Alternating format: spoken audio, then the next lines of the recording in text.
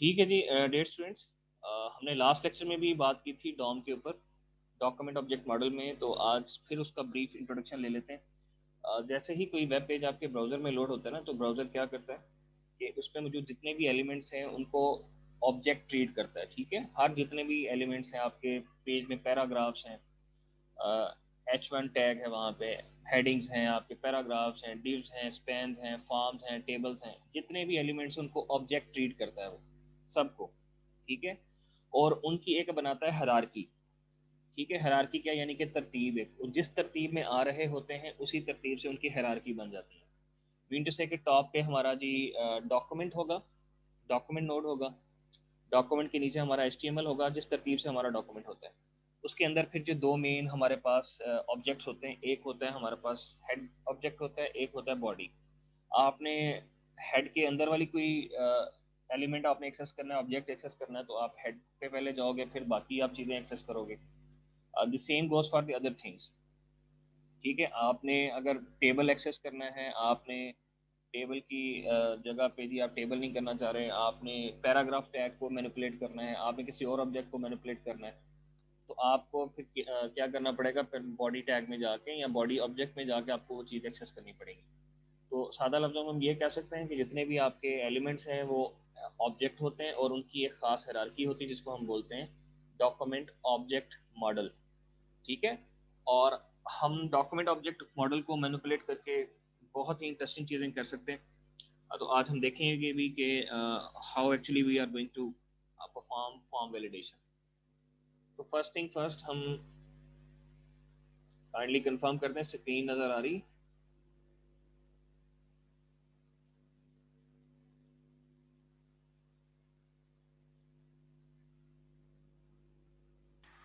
जी sir, आ रही है। Okay, सो हम यहाँ पे एक नई फाइल क्रिएट कर लेते हैं।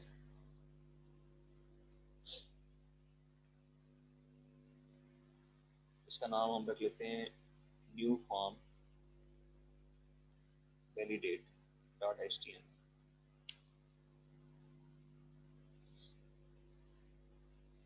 हमने सैम्पल स्निपेट ले लिया एक।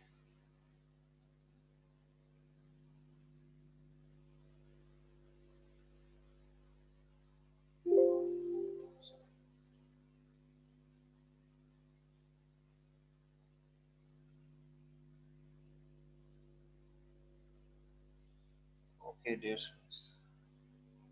हाँ, ओके। सो हम करने ये चाह रहे हैं, पहले एक ना फॉर्म बना लेते हैं, डमी सा फॉर्म बनाते हैं विद, उसमें हम एक्शन में फ़िलहाल कुछ नहीं लिखते, हम मेथड इसका जी बाय डिफ़ॉल्ट गेट होता है, हम उसे पोस्ट कर लेते हैं। और इसमें जी हम एक इवेंट जो है वो हम रजिस्टर करेंगे जिसे ऑन सबमिट कहते हैं। ठीक है, और ये जब इवेंट अगर हो तो हमारा ये मेथड एग्जीक्यूट होना चाहिए। रिटर्न हमने इसलिए लिखा कि ये फंक्शन एक वैल्यू रिटर्न करेगा। ठीक है, ये इवेंट्स की समझ है ना आप लोगों को, मैंने ये लास्ट लेक्चर में भी बताया था, दोबारा एक्सप्लेन कर देता हूँ। जितने भी ऑब्जेक्ट्स हैं ना हमारे HTML डॉक्यूमेंट के अंदर, ठीक है, उनके साथ कुछ इवेंट्स एसोसिएटेड होते हैं। फॉर एग्जांपल जी, हम जब बटन पे क्लिक करें तो कोई काम हो जाए, या हम ये कह रहे हैं कि जी फॉर्म जब सबमिट होने लगे तो फिर चेक करो कि आया कि वो फॉर्म की फील्ड जो हैं उस पर जो आपने चेक्स लगाए वो सही तरीके से फॉलो किए हैं यूज़र ने या नहीं किए। तो जब भी कोई इवेंट अकर होता है उसके अगेंस्ट हमने क्या करना होता है, एक इवेंट हैंडलर हमने बनाना होता है। तो ये हमारा इवेंट है ऑन सबमिट। ठीक है, और ये माई फंक्शन जो है ये मेरा इवेंट हैंडलर है, यानी कि ये जब इवेंट अकर होगा, ये इवेंट कब अकर होगा, जब हम फॉर्म सबमिट करेंगे। जब फॉर्म सबमिट करने लगेंगे तो तब ये इवेंट अकर हो जाएगा ऑन सबमिट। अच्छा, जब ऑन सबमिट इवेंट अकर हो तो फिर क्या करना चाहिए, कि माई फंक्शन जो हमारे पास जावास्क्रिप्ट का फंक्शन है ये एग्जीक्यूट होना चाहिए। ये अभी कहाँ पे है, अभी हमने लिखा नहीं, में से लिखेंगे, पहले हम फील्ड्स बना लें कुछ इंपॉर्टेंट। अच्छा जी, एक फील्ड बनाते हैं हम, इनपुट टाइप उसकी रख लेते हैं टेक्स्ट, और इसमें प्लेस होल्डर हम सेट कर लेते हैं जी के इंटर योर नेम। अच्छा ओके, इसके बाद जी हम इसमें कर लेते हैं जी के मैक्सिमम लेंथ इसकी वो हम रख लेते हैं 50। ठीक है, ठीक है, फॉर द टाइम बिंग इतना ठीक है। अच्छा, इसकी एक आईडी सेट कर लेते हैं। आईडी हम इसकी रख लेते हैं नेम। ओके जी, एक और हम फील्ड रखते हैं, यहाँ पे बना लेते हैं उसका नाम कि वो टेक्स्ट फील्ड होगी हमारी। उसमें हम प्लेस होल्डर सेट कर लेते हैं, इंटर योर रोल नंबर, और इसकी मैक्सिमम लेंथ जो है हम 20 रख लेते हैं, और आईडी इसकी सेट कर लेते हैं रोल नंबर से। चलें जी, सिर्फ 2 फील्ड्स पे हम अप्लाई करके देखते हैं। अच्छा, एक हम ना बटन बना लेते हैं, इसकी टाइप हम रख लेते हैं। वैसे तो HTML5 के अंदर ना बटन के नाम से भी हमारे पास एक टैग मौजूद है, आप ये इस्तेमाल करना चाह रहे हैं तो ये कर लें। इसकी फिर टाइप आप रखते हैं सबमिट। ये हमने ये बटन जो है सबमिट बटन है ये, ठीक है, यानी कि जब इस पर क्लिक करेंगे तो फॉर्म सबमिट होगा। तो सबमिट हमने बटन एक बना लिया। और इसमें जी बाकी स्टाइलिंग वगैरह हमने नहीं करनी, आईडी में स्क्रीन रखते हैं, इसके नाम इस पर हम लिख देते हैं, टेक्स्ट रख लेते हैं इसका सबमिट। तो आप इनपुट टैग से बनाते हैं ना जब बटन, तो उसमें वैल्यू फिर आपने वो सेट करनी होती है जो कि एक्चुअली आप चाह रहे हो कि बटन के ऊपर कैप्शन लिखी है। यहाँ पे वो ऐसे सेट करने की जरूरत नहीं है, सिंपली आप बिटवीन बटन टैग के दरमियान जो आप टेक्स्ट लिखोगे वही एज अ टेक्स्ट अपेयर होगा आपके बटन के ऊपर। अब इसको हम ना व्यू कर लेते हैं।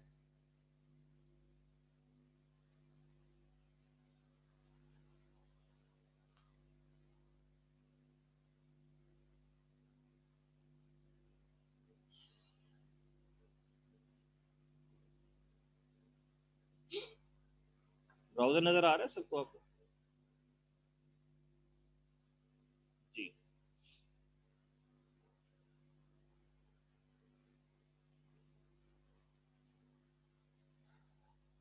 Let's break these fields onto their own line। तो ब्रेक टैग अगर आपने नई लाइन लेके आनी है तो आप ब्रेक टैग का इस्तेमाल कर सकते हैं। ओके जी, ये हमारा पर्पस सर्व कर रहे हैं। अच्छा, ये जो टेक्स्ट आप इस तरह का बैकग्राउंड में अगर चाह रहे हो ना कि डिस्प्ले हो, तो फिर आपने क्या करना है, ये प्लेस होल्डर में वैल्यू सेट कर देनी होती है।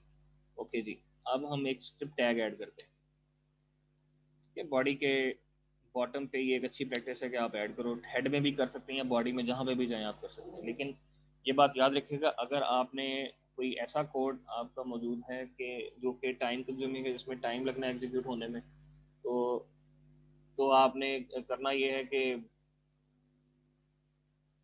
आप इसे ना स्क्रिप्ट को ना बॉडी टैग में करें। अगर हेड में लिखेंगे तो डेफिनेटली वो फिर जब तक आपका जावास्क्रिप्ट कंप्लीटली एग्जीक्यूट नहीं होता है, आपका पेज डिस्प्ले नहीं होगा, ठीक है। तो बॉडी टैग के एंड पे लिखने का फायदा ये है कि आपका पहले HTML सारा डिस्प्ले हो जाएगा, देन लास्ट में जो है जावास्क्रिप्ट जो है एग्जीक्यूट होगा। तो पेज लोडिंग टाइम आपका इंप्रूव हो सकता है ऐसे। ओके जी, सो अब हमने करना ये है, हमने क्या कहा था कि जैसे ये फॉर्म सबमिट हो तो ये फंक्शन एग्जीक्यूट होना चाहिए। हम ये फंक्शन बनाते हैं माई फंक्शन के नाम से, तो हम फंक्शन कीवर्ड लिखेंगे माई फंक्शन। हमने ब्रेसेस इस्तेमाल किए, स्मॉल पैरेंथेसिस ब्रेसेस स्टार्ट किए। अच्छा, अब यहाँ पे हमने कोड लिखना है। करना ये चाहिए, मैं बड़ा सिंपल यहाँ पे रख रहा हूँ हमारा मेथड। वो ये कि जब तक ये दोनों फील्ड्स के अंदर डेटा ना लिखा जाए ना, उतनी देर तक फॉर्म सबमिट ना हो। अगर ये रोल नंबर फील्ड और नेम फील्ड दोनों एम्प्टी हैं तो आपका फॉर्म सबमिट नहीं होगा। होगा तब जब इन दोनों फील्ड्स में डेटा इंटर होगा, दोनों में मौजूद हो, ठीक है। इसके लिए जी हम क्या कर सकते हैं, मैं यहाँ पे ना एक सिंपल स्पैन टैग इस्तेमाल कर लेता हूँ यहाँ पे टेक्स्ट बॉक्स के साथ ना, हिंट देने के लिए, ये बताने के लिए यूज़र को कि आपने ये फील्ड जो है एम्प्टी छोड़ दी। स्पैन टैग इसकी आईडी में रख लेता हूँ SP_name।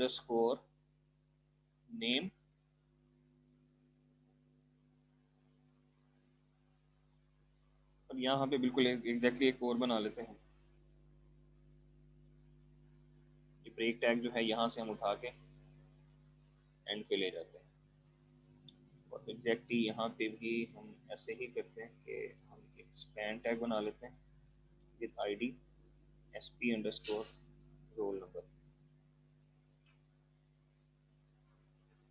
Sorry, I have.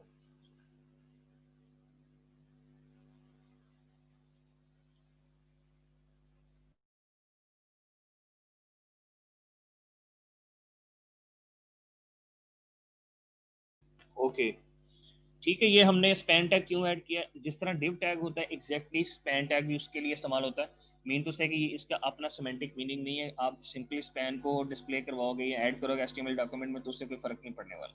ठीक है, ये किसके लिए हम क्रिएट करते हैं, ये फॉर्मेटिंग के लिए, डिविजन क्रिएट करने के लिए, सेक्शंस बनाने के लिए। डिव जो है एक ब्लॉक एलिमेंट है, मीन टू से कि उसने जब आप जहाँ पे डिव टैग ऐड करोगे उसने कंप्लीट जगह घेर लेनी है पेज के ऊपर उतने एरिया में। स्पैन टैग जो है इनलाइन एलिमेंट है। ठीक है, ओके जी। So now what actually we are going to do is के हमने डॉम का कॉन्सेप्ट पढ़ा है, डॉक्यूमेंट ऑब्जेक्ट मॉडल का, कि जैसे ही ये वेब पेज जो है ये ब्राउजर में लोड हुआ ना, तो उसी वक्त इसमें जितने भी एलिमेंट्स मौजूद थे उनको ऑब्जेक्ट ट्रीट करते हुए आपके ब्राउजर ने एक हायरार्की बना ली उनकी। तो सबसे टॉप पे कौन सा ऑब्जेक्ट होता है हमारे पास, डॉक्यूमेंट ऑब्जेक्ट। मैंने लिखा डॉक्यूमेंट, डॉट डाला। अच्छा जी, अब इसमें भी एक तरीका तो ये हो सकता है कि आप डॉक्यूमेंट में जाएं। अच्छा, हमारा ये इनपुट टैग हम एक्सेस करना चाह रहे हैं ना, हम चाह रहे हैं कि जी इनकी वैल्यूज चेक करें, अगर तो एम्प्टी हुई तो हम फॉर्म में सबमिट नहीं होने देंगे। तो हमने अब करना ये है कि डॉक्यूमेंट डॉट, या तो आप तरतीब से हैं, पहले आप बॉडी टैग में जाएं, बॉडी टैग एचटीएमएल में जाएं, फिर बॉडी में जाएं, बॉडी में जाके आप इनपुट टैग को एक्सेस करो, या फिर आप सिंपली ना सिलेक्टर्स जो है हमारे जावास्क्रिप्ट के सिलेक्टर्स मौजूद हैं कुछ, उनको इस्तेमाल कर सकते हैं। एक सिलेक्टर जो है वो है गेट एलिमेंट बाय आईडी। आपने एलिमेंट को एक्सेस करना है बाय यूजिंग देयर आईडी। ठीक है, तो आईडी जो है हमने क्या रखी है जी, पहले फील्ड की नेम रखी, दूसरे की हमने रोल नंबर रखी हुई है। तो हम कहते हैं जी कि पहले ऐसी फील्ड जिसकी आईडी जो है ना वो नेम है उसको उठाओ, उसको हमने एक्सेस करना है। और यहाँ तक होगा ये कि हमें ये ऑब्जेक्ट मिल जाएगा। ठीक है, तो मैं इसको ना आपको कंसोल डॉट लॉग करके दिखा देता हूँ। ये डीबगिंग के लिए हम इस्तेमाल करते हैं कंसोल डॉट लॉग, और इसको जी हम एक वेरिएबल में रख लेते हैं, उसका नाम रख लेते हैं ओबीजे।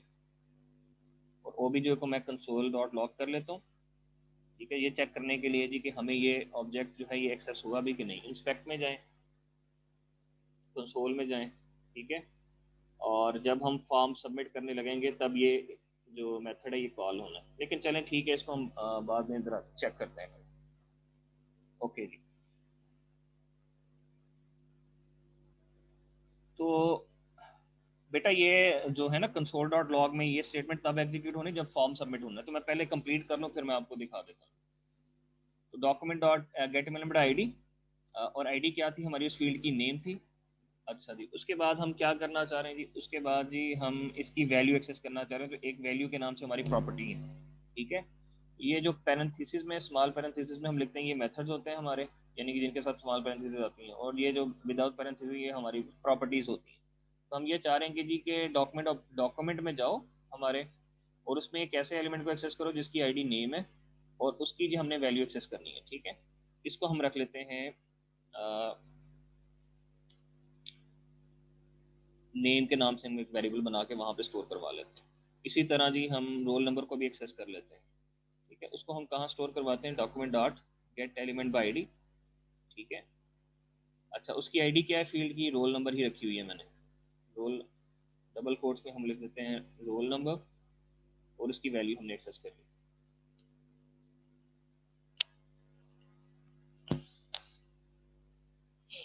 ओके जी, सो अब हमने करना ये है कि अब हम चेक करेंगे, इफ कंडीशन लगाएंगे कि चेक करो नेम वेरिएबल के जो है वो एम्प्टी तो नहीं कहीं। अगर उसके अंदर कुछ भी नहीं पड़ा हुआ, यानी कि जो वैल्यू एक्सेस की है वो एम्प्टी है, इसका मीन टू से कि हमारी जो फील्ड है वो एम्प्टी है, हम फॉर्म को सबमिट नहीं होने देंगे। और अगर फॉर्म को सबमिट होने से रोकना है तो आपने रिटर्न करवाना है फॉल्स, क्योंकि ये ऑन सबमिट जो हमारे पास इवेंट है ये एक्सपेक्ट कर रहा है एक रिटर्न वैल्यू। फॉल्स होगी तो फॉर्म सबमिट नहीं होगा, ट्रू करवा देंगे तो फॉर्म सबमिट हो जाएगा। तो हम यहाँ पे क्या लिखते हैं जी, हमने यहाँ पे एक स्पैन टैग ऐड किया है जो इसके साथ मौजूद है। इस जगह पे हम यहाँ पे हिंट शो करवाना चाह रहे हैं, यूजर को बताना चाह रहे हैं कि आपने ये फील्ड एम्प्टी छोड़ी हुई है। उसके लिए क्या करेंगे, हम उस स्पैन टैग को एक्सेस करना, gate document dot gate element by ID selector इस्तेमाल करेंगे। अच्छा, उसका नाम क्या रखा था हमने, S P under score name. ठीक है, अगर मैं आपको दिखा पाऊँ यहाँ पे तो ये आप देख भी सकते हो, S P under score name है हमारे पहले फील्ड वाले के साथ जो हमने हिंट के लिए स्पैन टैग ऐड किया है, जिसका S P under score roll number है। इसको एक्सेस करो, और इसके ना इनर एचटीएमएल में जाओ या। ठीक है, मीन टू से कि हम इसमें वैल्यू सेट करना चाह रहे हैं। वैल्यू क्या सेट करना चाह रहे हैं, ये इनर एचटीएमएल एक प्रॉपर्टी है। ठीक है, उस ऑब्जेक्ट की जिसको हमने एस पी अंडरस्कोर नाम अंडरस्कोर नेम आईडी असाइन की। इसमें हम क्या इनर एचटीएमएल सेट करना चाह रहे हैं, यानी कि टेक्स्ट सेट करना क्या चाह रहे हैं हम टेक्स्ट ही इसमें सेट करना चाह रहे हैं कि हम कह दें यहाँ पे स्टैरिक लगा देते हैं और इंटर योर नेम, या अपना नाम इंटर करो, लाजमी है ये। अच्छा, इसका कलर भी हम चेंज कर लेते हैं, gate element by ID sp_name, और यहाँ पे हम स्टाइल लिखते हैं डॉट कलर, और कलर में जी हम सॉरी ये डॉट कलर, कलर इसमें दे देते हैं रेड। अच्छा, रिटर्न हमने क्या करवाना है, रिटर्न हमने करवाना है फॉल्स, ठीक है, ताकि हमारा फॉर्म सबमिट ना हो। अच्छा, क्या हमारा कब कंप्लीट हुआ, नहीं अभी नहीं हुआ कंप्लीट, अभी हमारा एक और काम रहता है। अच्छा, उसमें हम क्या करते हैं जी कि एल्स इफ में जाते हैं, एल्स इफ में जी हम कंडीशन अब लगाते हैं क्या जी के रोल नंबर चेक करो, क्या रोल नंबर खाली है, अगर रोल नंबर वाली फील्ड भी एम्प्टी है तो दोबारा यही वाली जो फील्ड हमने ऊपर स्टेटमेंट लिखी है यही हम रिपीट कर देते हैं। लेकिन अब हमें sp_अंडरस्कोर रोल नंबर को एक्सेस करना है, मैंने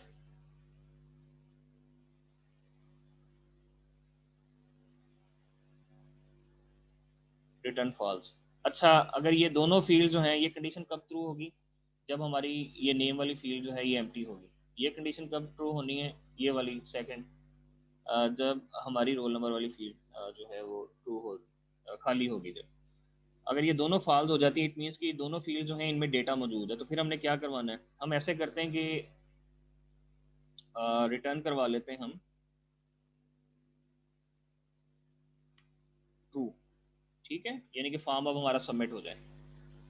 आप चाहें तो सिंपल इसको इफ एल्स इफ में लिखने की बजाय सिंपल इफ कंडीशंस भी लगा सकते हैं, लेकिन इसमें लॉजिक हमने ये इस्तेमाल की है कि अगर एक भी फील्ड जो है, अगर पहली फील्ड ही मेरी एम्प्टी है इट मीन्स के सेकंड को चेक करने की जरूरत नहीं है, क्योंकि हमने कंडीशन ये लगाई हुई है कि अगर पहली ही कंपलसरी फील्ड जो है उसका डेटा नहीं दिया हुआ तो फिर बाकियों को तो बाद में चेक करेंगे ना, पहले इसका डेटा तो आप प्रोवाइड करें। इसलिए ये जो इफ एल्स इफ वाला ब्लॉक है इसमें कोई एक कंडीशन ही ट्रू होनी है, या ये चलेगी या ये चली तो बाकी स्किप हो जाएंगी, ये चली तो फिर ये नीचे बाकी दोनों जो है ऑब्वियसली स्किप हो जाएंगी। अगर एल चलेगा इट मीन्स के दोनों फील्ड में हमने डेटा दिया हुआ है। इस तरह आप अकॉर्डिंगली लॉजिक जो है अपनी एडजस्ट कर सकते हो। ठीक है जी, ये मुझे बताएं कि ये कोड की समझ आई है हमने जो लिखा है अभी।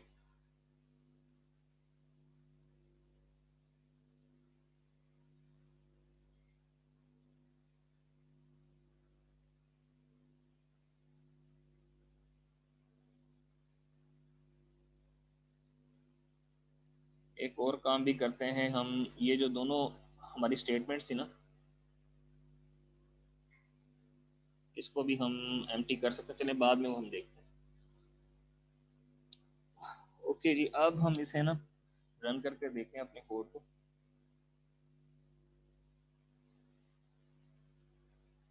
1 मिनट।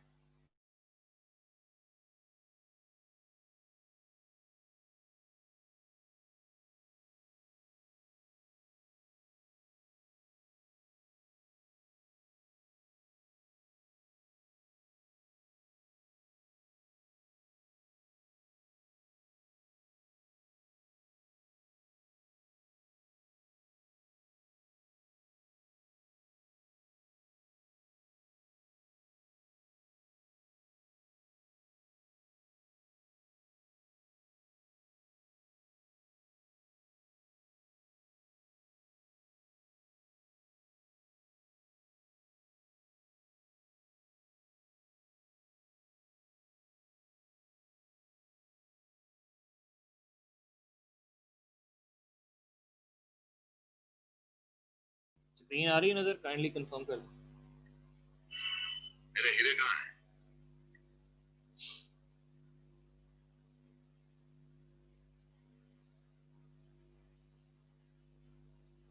अच्छा जी, ओके।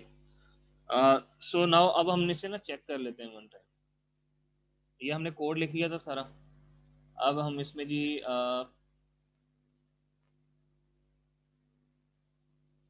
ओके, अब इसमें हम कोई नाम प्रोवाइड कर देते हैं। चलिए जी, मैं लिख देता हूँ जी मुनीब, या चलें अब इसमें हम नाम भी नहीं लिखते, ये दोनों फील्ड एम्प्टी हैं। अब देखिए क्या होगा, मैं सबमिट करूंगा तो फॉर्म सबमिट नहीं हुआ हमारा। वो हमें जो हमने हिंट शो करवाया था साथ कि इंटर योर नेम, वो कह रहे हैं जी नाम इंटर करें आप। अच्छा जी, यहाँ पे क्यों नहीं लिखा है? क्योंकि मैंने लॉजिक इस तरह से एडजस्ट किया है। अगर सारी फील्ड ही कंपलसरी है मेरे लिए और मैंने पहली ही कंपलसरी फील्ड का डेटा नहीं दिया तो दूसरों को चेक करने की जरूरत नहीं है। चलें जी, यहाँ पे मैं लिख देता हूँ जी अहमद जो है वो नाम है हमारा। फिर सबमिट करने की कोशिश करता हूँ, वो नहीं। दोबारा कह रहा है इंटर योर रोल नंबर, लेकिन यहाँ पे अभी भी हिंट मौजूद है। ये हम अभी जाके इसे एडजस्ट करते हैं।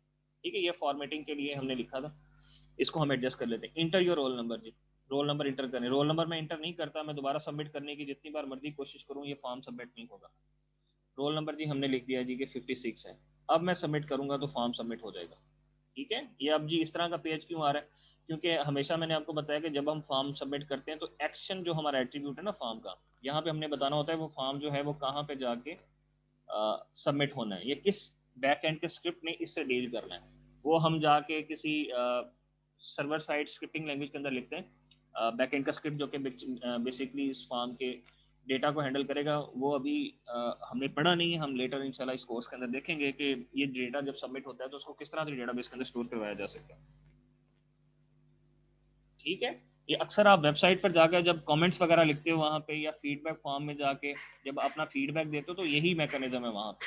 अक्सर आप देखते हो कि वहाँ पे आप अपना ईमेल एड्रेस वगैरह एम्प्टी छोड़ के फॉर्म को सबमिट करने की या कमेंट देने की कोशिश करोगे, वो नहीं होता। वो आपको साथ हिंट दे रहा होता है कि जी आप अपना डेटा इंटर करें। अब इसको एडजस्ट कर लेते हैं। ये जो फॉर्मेटिंग मिस्टेक आ रही थी ना हमारी, कि हम यहाँ पे नाम लिख दिया मैंने, अब लेकिन अभी तक फिलहाल इंटरव्यू नेम आ रहा है, तो ये आपने एडजस्ट करना है खुद।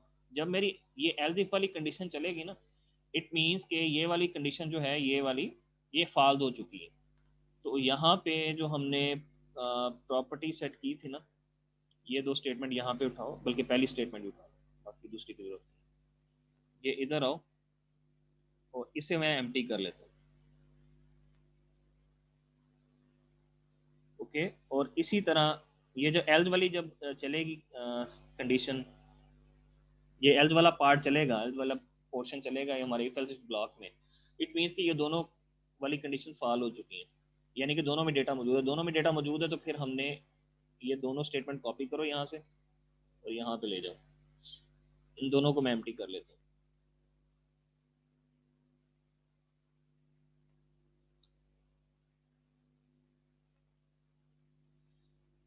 ठीक है जी, अब ये प्रॉब्लम हमारा रिजॉल्व हो जाएगा, होप सो। कि अब हम आके यहाँ पे लिखते हैं जी कि पहले तो मैंने नाम नहीं दिया, फॉर्म को सबमिट किया, वो कह रहे जी नाम लिखें। नाम हमने जी मुनीब एहसन लिखा। अब मैं सबमिट करूँगा, देखें अब वो हिंट चला गया, वो जो आ रहा था साथ। ये कैसे एडजस्ट किया? जब मेरी पहली फील्ड में डेटा मौजूद है, इट मीन्स के what actually is going to happen कि हमारा ये इफ वाला ब्लॉक जो है ये नहीं चलना, ये एल्स इफ वाला चलेगा, ये एल्स वाला चलेगा। अगर एल्स इफ वाला चलना है तो ऊपर वाले ब्लॉक में जो हमने ये S P underscore name span tag में जो हमने इनर एस्टिमल सेट किया था इंटरव्यू नेम, ये हमने एम्प्टी कर लेना है यहाँ पे आके। इसी तरह एल्स वाला ब्लॉक चलता है तो दोनों हमने एम्प्टी कर लेना। इसी तरह जी हम यहाँ पे वन लिखते हैं। पहले एल्स वाले ब्लॉक में भी करने की जरूरत नहीं है, चलें आप करना चाहें तो ऐसे कर सकते हैं। ये जी हमारा बेसिक फॉर्म सबमिशन थी, फॉर्म वैलिडेशन कि फॉर्म को हम किस तरह से वैलिडेट कर सकते हैं। ये मैंने बिल्कुल आपको दो फील्ड के साथ समझाया है। आप इसमें चाहे 50 फील्ड हो, 60 फील्ड हो, 10 हो, 15 हो, जितना हो, उसमें लॉजिक आपने काइंड ऑफ यही इस्तेमाल करनी है। ठीक है, ये अभी दो फील्ड थे, अगर यहाँ पे एक और फील्ड होती ईमेल एड्रेस वाली तो आपने यहाँ पे एल्स इफ में जाके ईमेल को चेक कर लेना था। ये अभी फिलहाल है बिल्कुल बेसिक वैलिडेशन, यानी कि आप फील्ड को एम्प्टी होना चेक कर रहे हो कि अगर एम्प्टी है तो सबमिट हो। फॉर एग्जाम्पल जी, मैं अगर आपको दिखा पाऊँ यहाँ पे, एक मैं अभी आपको फॉर्म दिखाता हूँ एग्जाम्पल, कि एक फ़ोन नंबर की फील्ड है और आप यूज़र को फोर्स कर रहे हो कि आपने डिजिट लिखने हैं, सिर्फ अल्फ़ाबेट नहीं लिखने, और आपने जी जब डिजिट्स टाइप करने हैं, ठीक है, तो उसमें क्या होना चाहिए जी, फॉर एग्जांपल जी ये जो हमारा तीसरा डिजिट होना चाहिए वो 0 से लेकर 5 तक हो, जैसा कि उमूमन होता है। हमारे जो नेटवर्क कोड है पाकिस्तान में वो 0 3 से स्टार्ट होते हैं सारे के सारे, फिर तीसरा जो डिजिट है हमारा वो 0 से लेकर 5 तक हो सकते हैं। इस तरह की जब आप उसे इन्फोर्स करना चाहोगे ना चीज़ें, तो फिर वो आपका थोड़ा और समझने के काइंड ऑफ कॉम्प्लिकेटेड हो जाएगा। अभी ये सिंपल हम चेक कर रहे हैं जी कि फील्ड एम्प्टी हैं तो फॉर्म सबमिट ना हो। फॉर एग्जाम्पल अगर यहाँ पे एक और कंडीशन मैं लगाना चाहूँ जी कि जो नेम की लेंथ है वो हमेशा जी 5 होनी चाहिए, 10 होनी चाहिए, अगर 10 से ज़्यादा तो फॉर्म सबमिट ना हो, तो ये चीज़ें भी आप कर सकते हैं। ठीक है, the possibilities are endless. Basic मैंने फॉर्म वैलिडेशन आपको समझा दी है। अब मैं आपको जी यहाँ पे दिखा पाऊँ एक,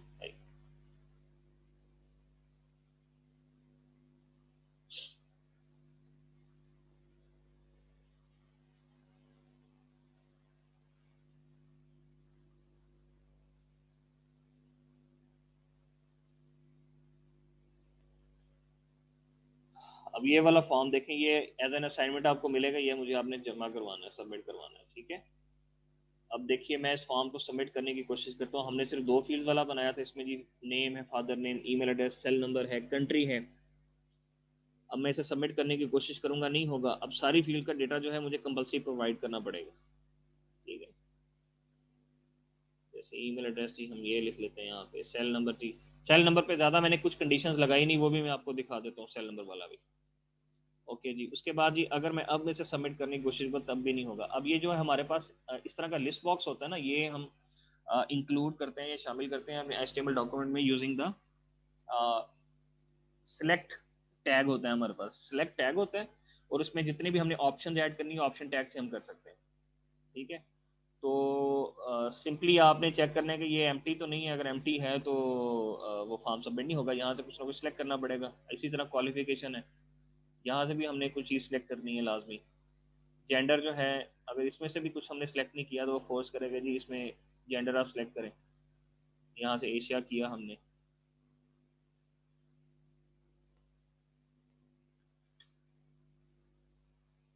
तो फॉर्म सबमिट करते हैं आप, ठीक है, लिखा आ गया फॉर्म सबमिटेड है सक्सेसफुली। अब इस तरह से आप चाहें तो यहाँ पे भी एक अलर्ट बॉक्स दिखा सकते हैं।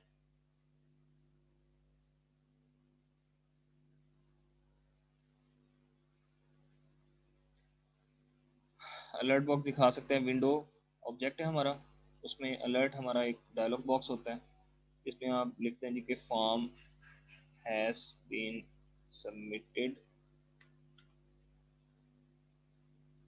सक्सेसफुली। अब देखिएगा कि अगर हम इसमें वैल्यूज प्रोवाइड कर देते हैं दोनों की, तो अब अलर्ट बॉक्स आ जाएगा, फॉर्म है सबमिटेड सक्सेसफुली। और ये एल्स ब्लॉक में लिखेंगे कि एल्स तभी चलना है जब हमारा फॉर्म सबमिट होने लगेगा, दोनों फील्ड जो है उसमें डेटा मौजूद है।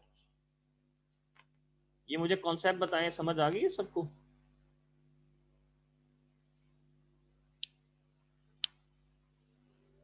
जी सर, आ गई समझ। ये इस तरह मैंने आपको एक एग्जांपल अभी दिखाई भी है, वो आपने मुझे बनाकर दिखानी है सारी, ठीक है। और ये आप देख रहे हैं ना, डॉम क्या है, ये डॉक्यूमेंट ऑब्जेक्ट मॉडल ही है जिसके थ्रू हम जो है वैल्यूज गेट कर रहे हैं फील्ड्स की।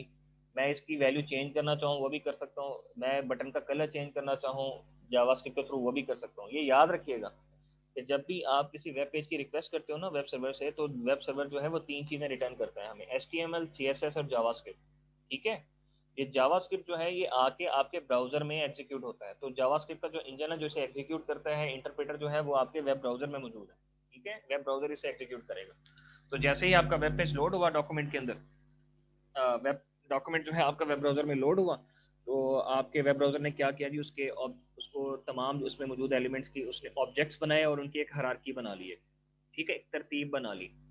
उसको हम बोलते हैं जी डॉक्यूमेंट ऑब्जेक्ट मॉडल है। अब डॉम को आप मैनिपुलेट करके बहुत इंटरेस्टिंग काम कर सकते हैं। एक मैंने अभी आपको एग्जांपल समझा दी है कि आप फॉर्म वैलिडेशन भी अप्लाई कर सकते हो, कि अगर जैसे मैंने बड़े सिंपल यहाँ पे कंडीशन इम्पोज की कि फील्ड एम्प्टी नहीं होनी चाहिए। हाँ, अगर यहाँ पे ये भी होता जी कि नेम जो है वो 50 लेंथ का होना चाहिए, 50 से ज़्यादा ना हो, 50 से ज़्यादा हो तो आपका फॉर्म सबमिट ना हो, तो ये चीज़ें भी आप कर सकते हो। तो थोड़ा खुद से ना एक्सप्लोर करें प्रॉपर्टीज़ को, मेथड्स को। आप सिंपली W3 स्कूल पे चले जाएं, बहुत अच्छा रिसोर्स है। अब तमाम के तमाम मेथड जो हैं वो इस लिमिटेड टाइम में तो मैं आपको नहीं सिखा सकता, ना पॉसिबल है वो। तो आप वहाँ पर जाकर एक्सप्लोर करें। जैसे जी ये लेंथ जो है, अगर हम वो चेक करना चाह रहे हैं तो वो किस तरह से करेंगे, लेंथ प्रॉपर्टी होती है उसके थ्रू। इसी तरह बाकी कुछ चीज़ें भी हैं हमारे पास। जैसे अगर मैं आपको दिखाऊं जी, यहाँ पे फॉर्म में है, अब ये कैसे चेक करेंगे कि यहाँ से कोई चीज़ हमने सेलेक्ट की है कि नहीं की। जैसे फॉर्म तो हमारा सबमिट नहीं होगा ना उतनी देर तक जब तक हम डेटा प्रोवाइड नहीं करेंगे, यहाँ पे लिस्ट बॉक्स में से कुछ चीज़ सेलेक्ट नहीं करेंगे। तो ये किस तरह चेक करना है, ये थोड़ी आपने असाइनमेंट है आपकी कि खुद आपने थोड़ा रिसर्च करके आपने ये परफॉर्म करना है। In case of an issue आप ट्राई कीजिएगा अगर नहीं होगा तो फिर हम इसे डिस्कस भी कर लेंगे, लेकिन आपके पास 2 दिन है, इसे आपने बनाना है लास्ट में। और ये वेटेड असाइनमेंट है, मैंने 4 असाइनमेंट्स पहले दी हैं, 5 दी है। This is a weighted assignment, इसे एक अच्छे तरीके से परफॉर्म करना है। इसकी स्टाइलिंग वगैरह चेक कर लें कैसी है। अगर मैं आपको ये ब्राउजर बड़ा करके दिखाऊं, ये इस तरह से होनी चाहिए आपकी असाइनमेंट।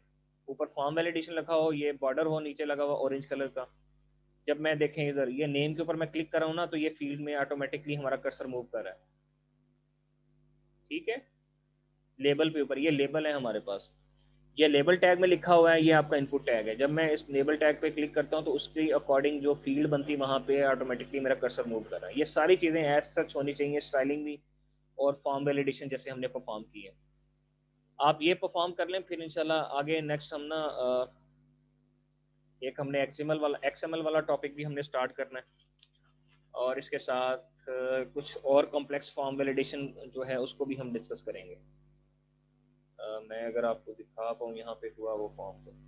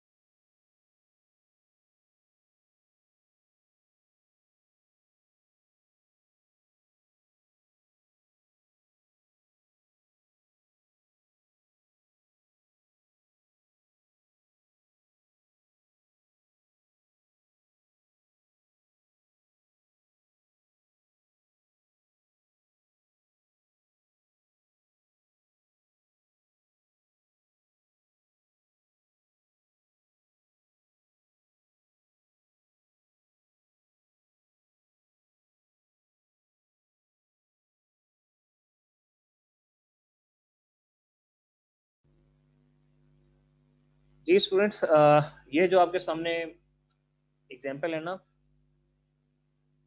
वैलिडेशन की, ये थोड़ी कॉम्प्लेक्स है as compare to what we have seen earlier. यहाँ पर क्या है, ये हमने टेक्स्ट बॉक्स बनाया, इस पे हमने वैलिडेशन थोड़ी कॉम्प्लेक्स लगाई है। जैसे फ़ोन नंबर हम लिखते हैं तो फ़ोन नंबर में पहला डिजिट क्या होता है, जीरो, यानी कि फ़ोन नंबर में पहली बात तो सारे डिजिट्स होते हैं, अल्फ़ाबेट्स नहीं होते। मैं अल्फ़ाबेट्स लिखना चाहूँगा ना, यहाँ पे अल्फ़ाबेट्स नहीं लिखे जाएंगे। नीचे हिंट लिखा रहा है only numbers allowed and length must be less than 11 characters. जैसे ही मैं कोई डिजिट टाइप करता हूँ तो सिर्फ जीरो ही टाइप होगा, जीरो के अलावा कोई और डिजिट नहीं होगा, क्योंकि नंबर हमारे जीरो से स्टार्ट होते हैं। ठीक है, वो लिखा आ रहा है यहाँ पे phone number must start with zero, मैं जीरो टाइप किया, जीरो हो जाएगा। अच्छा, आगे जी थ्री होता है हमारा फोन नंबर में, तो यहाँ पे मैं टू टाइप करूंगा, वन टाइप करूंगा, वो नहीं, वो नीचे शो करवा रहे हैं, हिंट शो करवा रहा है, हमने शो करवाई है कि नंबर जो है सेकंड थ्री होना चाहिए। अच्छा, इसके बाद जी हमारे जो थर्ड डिजिट होता है ना, वो जीरो से लेकर फाइव तक होता है, ऐसे ही है। सिक्स कोड आपको अभी तक नहीं मिलेगा, सिक्स से नाइन तक। तो मैं नाइन लिखता हूँ, वो नहीं कह रहा, वो कहता है रॉन्ग नेटवर्क कोड, ठीक नहीं है। हाँ, जीरो से फाइव के दरमियान मैं लिख दूँ कुछ भी, जैसे थ्री लिख दूँ, हाँ ठीक है। अब आगे जो है हमारी जो है वैलिडेशन बहुत आसान है, क्योंकि हमारी टोटल लेंथ जो है 11 होती है, आगे जीरो से लेकर नाइन तक कोई भी नंबर आ सकता है। जैसे ही मैं लेंथ 11 से क्रॉस करूंगा ना, तो फौरन देखें आगे लिखा ही नहीं जाएगा, टाइप ही नहीं हो रहा। वो कह रहे हैं जी कि लेंथ एक्सीड 11 डिजिट, आपकी जो लेंथ है वो ज़्यादा 11 से ऊपर जा रही है, और नंबर जो है हमारा टोटल वो 11 लेंथ का होता है। इस तरह की वैलिडेशन भी आप परफॉर्म कर सकते हैं। ये कॉम्प्लेक्स है थोड़ी। इसमें क्या क्या कंडीशन हैं, कंडीशन कुछ ज़्यादा है। पहली बात तो ये कि आपने सिर्फ जो है वो अलाउ करने हैं डिजिट्स, अल्फ़ाबेट्स अलाउ नहीं करने, पहली कंडीशन। फिर उसके बाद पहला डिजिट जो है वो जीरो होना चाहिए, जीरो के अलावा कुछ नहीं होना चाहिए।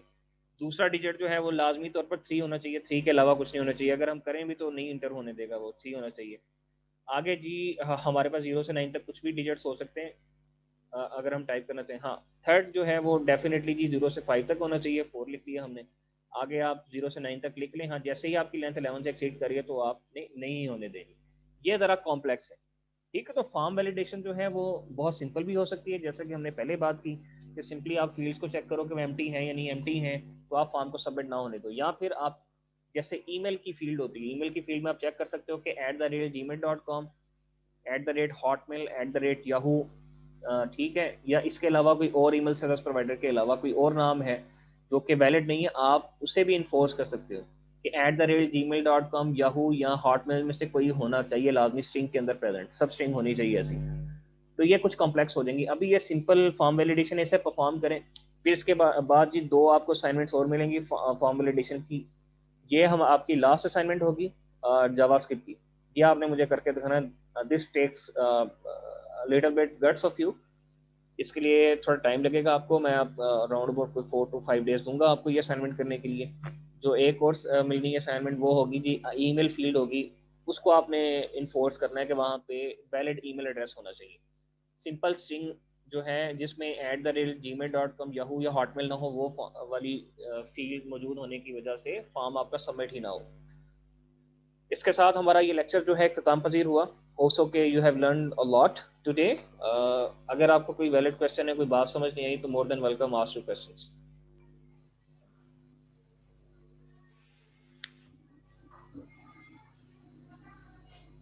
सर जी, स्पैन और डिव का जो वो डिफरेंस है वो समझ नहीं आया। अच्छा, ओके, तो बेटा जी वो समझा देते हैं आपको, यहाँ पे ही हम कर लेते हैं।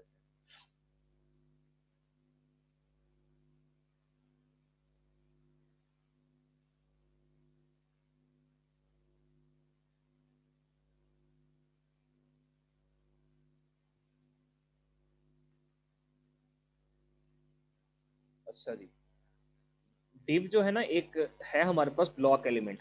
मीन टू से कि जब जहाँ पे आप div इंसर्ट करोगे ना, वो पूरी जगह घेर लेगा वहां पे। ठीक है, जैसे मैं एक div इंसर्ट करता हूँ अभी यहाँ पे, ठीक है, और उसकी क्लास रख लेते हैं हम बॉक्स। अब देखिएगा हमारे पास इसमें मैं एक हेडिंग ऐड कर लेता हूँ या पैराग्राफ ऐड कर लेता हूँ।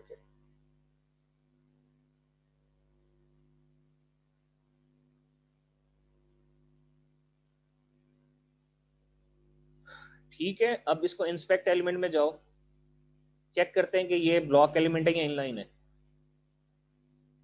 इसके ऊपर मैं लेके गया हूँ ना अपना कर्सर, तो देखें ये अब कंप्लीट बॉडी के अंदर जगह घेर रहा है।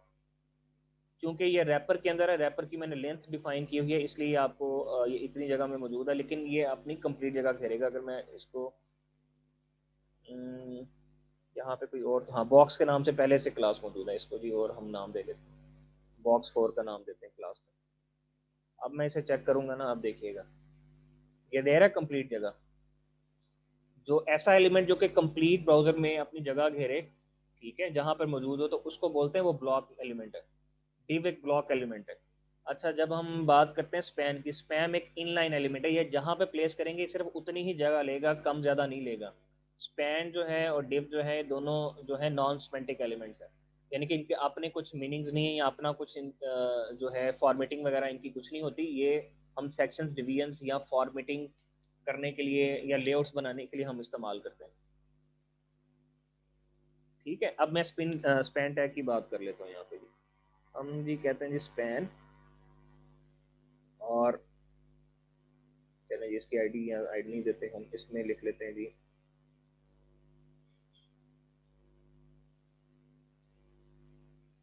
अब देखिएगा,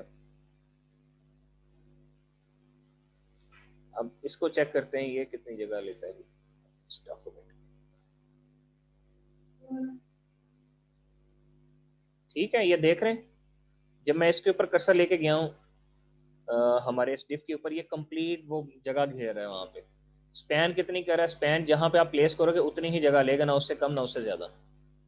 ठीक है, ऐसा एलिमेंट जो कि उतनी ही जगह ले जितना कि उसके अंदर कंटेंट मौजूद है, और कंप्लीट जगह ना घेरे, तो उसको हम बोलते हैं कि वो है इनलाइन एलिमेंट। और ऐसा एलिमेंट जो कि आप प्लेस करो तो वो कंप्लीट की कंप्लीट जगह घेर ले, जैसा कि अभी यहाँ पर था। होना तो ये चाहिए था कि ये इसमें कंटेंट तो इतना सा मौजूद है सिर्फ, ठीक है, इतनी जगह घेरता है, लेकिन इसने सारी की सारी आगे भी जगह घेर ली, क्योंकि ब्लॉक लेवल एलिमेंट है। ये फर्क है इन दोनों का।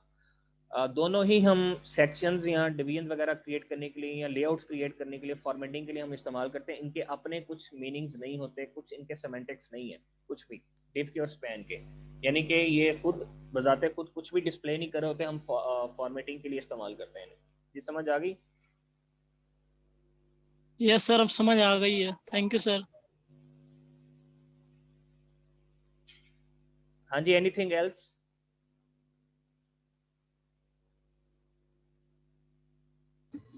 ओ sir, thank you. Sir address में जो ब्लॉक आता है लिखने के लिए, वो बड़ा आ रहा है सर, हमारे तो नहीं आता, हमने इतनी कोशिश कहाँ की पे? लेकिन नहीं हो रहा। जो फॉर्म में एड्रेस एड्रेस वाली फील्ड है, लेबल ये एड्रेस, उसके अंदर जो ये एड्रेस वाला एड्रेस लिखते हैं। बोल रहे हैं, ये वाला?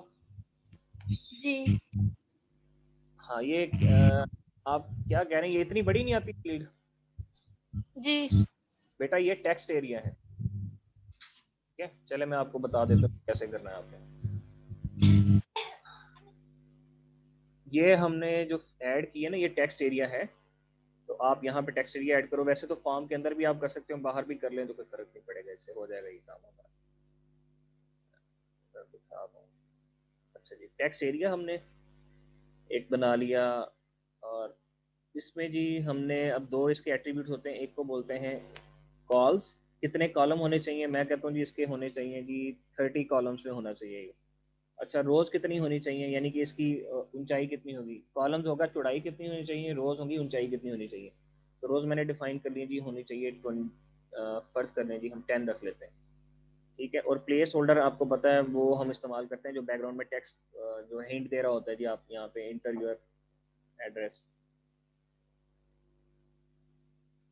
ठीक है। आगे ये देखो, अब मैं इसके कॉलम्स इंक्रीज कर दूं और ज़्यादा, आपने चौड़ा बनाना है इसे तो आप इसे 40 कर लें, और रोज इसकी अगर आपने कम करनी, ऊंचाई कम करनी है तो आप इसे 5 कर लें, ठीक है। Yes sir, thank you sir.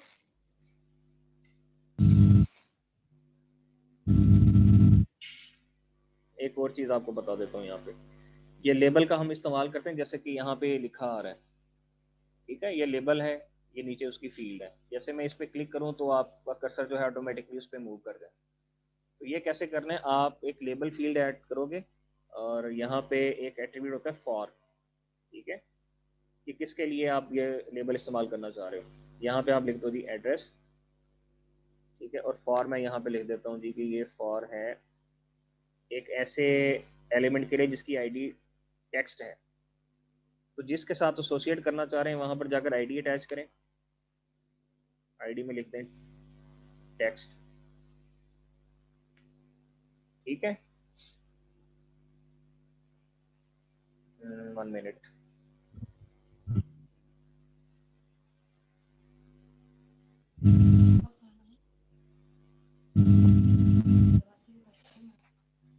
ठीक है जी, जैसे मैं इस पे क्लिक करूंगा ना तो ऑटोमेटिकली क्या होगा, हमारा कर्सर जो है वो मूव कर जाएगा, या हमारी फील्ड जो है फोकस में आ जाएगी, वो वाली जिसके साथ आपने इसे एसोसिएट किया। जी और कोई सवाल?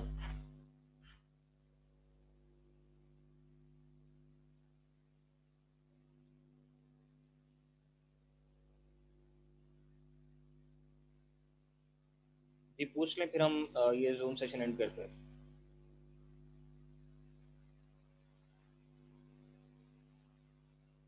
सर आपने असाइनमेंट दे दी है या अभी देंगे हमें?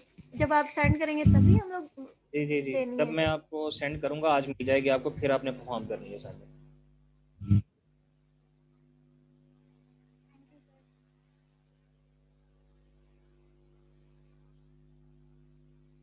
जी बाकी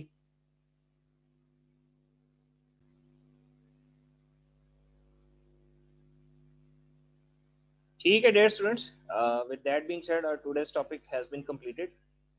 Today we have learned about form validation. I have shown you how to perform simple form validation, कि किस तरह से हम जो fields हैं उनको चेक करके जी हम फॉर्म को सबमिट होने दे सकते हैं या नहीं होने दे सकते।